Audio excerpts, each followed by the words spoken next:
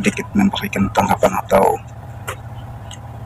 komentar serta narasi saya terhadap para apologetika dari agama Kristen Protestan yang pada akhir-akhir ini sangat viral menjelajahi dunia maya di platform YouTube dan TikTok. Jadi saya adalah satu orang yang memang dari dulunya sangat tertarik dengan forum yang menarikan debat lintas agama dan debat intern dalam lingkup agama tersebut, dalam hal ini kekristenan.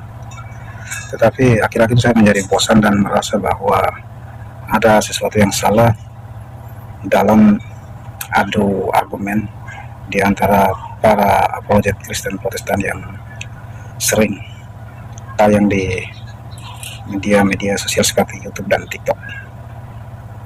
Saya membuat satu perbandingan.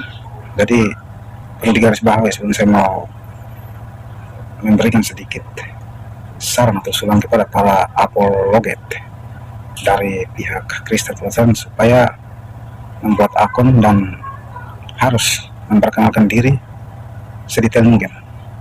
Okelah, dari nama, agamamu Kristen apa ya, supaya tetangga sebelah kita para kaum muslimin tidak hanya menyebut cara membawa Kristen, karena ada perbedaan antara Kristen Protestan dan Kristen Katolik Roma.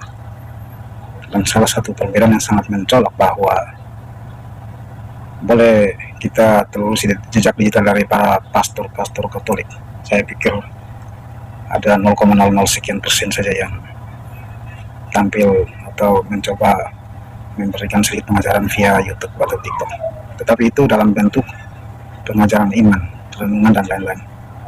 Tidak ada dalam bentuk debat untuk mencari kelemahan atau kekurangan dari komunitas lain.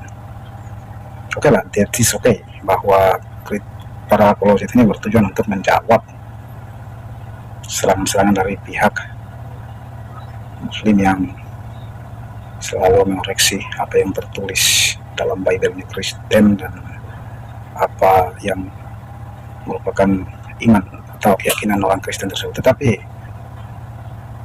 perlu diketahui bahwa kita harus tetap berpegang pada prinsip kasih yang diajarkan oleh Yesus Kristus kepada kita.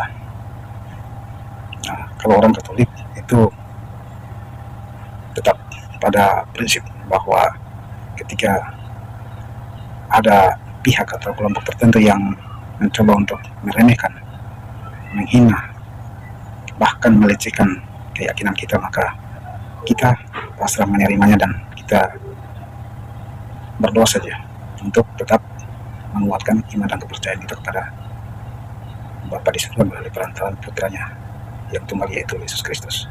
Dan salah satu perbedaan mencolok dari Kristen Katolik dan Kristen Protestan, di mana secara hierarkis Kristen Katolik itu terstruktur dan semacam satu tingkat komando yang berjenjang, sehingga setiap pemberitaan atau pengajaran tentang jalan kebenaran yang diajarkan oleh Yesus Kristus betul-betul terarah dan tidak pernah melenceng dari makna atau arti yang sesungguhnya. Jadi saya hanya mau bilang, sebagai contoh, ketika kita menanyakan satu ayat Alkitab kepada 5 orang pastor Katolik di 5 provinsi yang berbeda, maka tentu saja penjelasan dan cara mereka menarasikan arti dari ayat tersebut kelima-limanya sama dan tidak pernah berubah.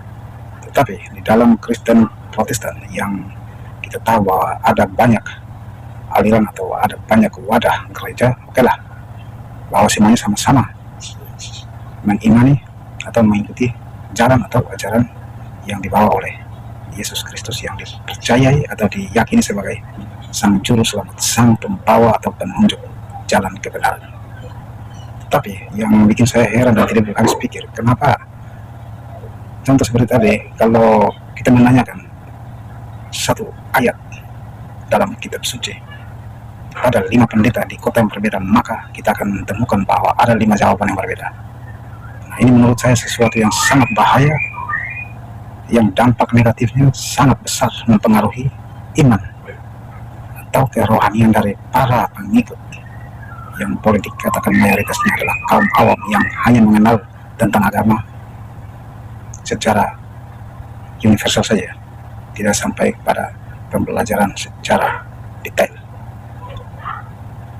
Jadi saya melalui video saya ini, saya hanya sedikit memberikan saran atau usulan kepada pihak pemimpin gereja Protestan se-Indonesia untuk kalau bisa segera mewadahi pertikaian yang terjadi di dalam internal para apologet Kristen Protestan, di mana dalam wadah atau dalam pertemuan untuk membahas itu perlu dibuat aturan-aturan, perlu dibuat undang-undang, semacam suatu batasan tertentu dalam menjalankan atau melaksanakan visi atau misi apologetika yang mengajarkan tentang kebenaran atau kasih yang diterima dari Tuhan Yesus Kristus.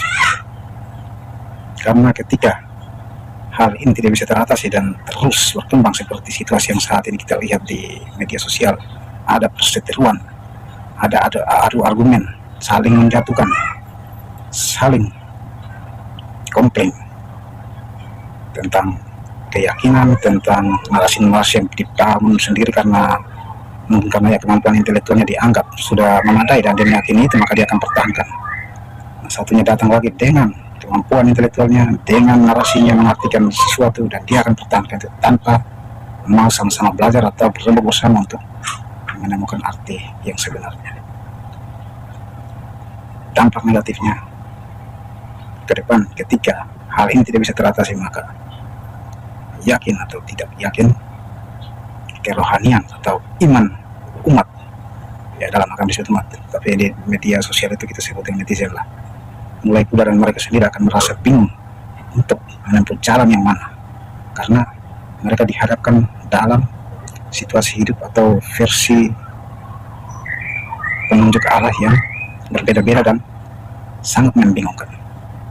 Jadi tujuan saya membuat video ini sebenarnya bukan untuk menjatuhkan, tetap saya hanya memberikan satu masukan, satu pendapat, supaya sama-sama kita memikirkan hal ini sehingga tidak ada terjadinya saling serang, saling menjatuhkan, apalagi sampai urus rumah tangga, ngurus di pendapatan seseorang dari karyanya di TikTok atau YouTube, bertanya-tanya soal kehidupan si orang apologet ini, dan semuanya dituduhkan bahwa yang dilakukan adalah penggalangan donasi besar-besaran. Itu sebenarnya hal titik bengek yang menurut saya sangat-sangat memalukan, dan itu sudah dipamerkan atau diungkap atau dibedarkan secara universal di media sosial. Jadi internal ke Kristen Protestan itu menurut saya sedang hancur dan perlu diperbaiki. Dan yang terakhir, saya harap untuk teman-teman dari umat muslim, para debaters, para apologet, tolong dalam debat menyebut kata Kristen itu harus tepat sasaran. Karena di Indonesia Kristen ada dua, Kristen Protestan dan Kristen Katolik Roma. Jadi kalau bisa ketika Anda berdebat, atau banyak sekali berdebat dengan orang-orang para pendeta, nah itu harus disebut Kristen Protestan, karena kekristenan di dunia ini terlalu banyak. Dan tentu saja betul bahwa kita sama-sama mengimani, sama-sama punya keyakinan tujuan yang sama, tetapi salah, ada kesalahan dalam penafsiran atau penghayatan doktrin ada atau dogma-dogma yang ada di dalam aturan gerejawi. Oke, salam hormat saya, sekian dan terima kasih. Timor Leste.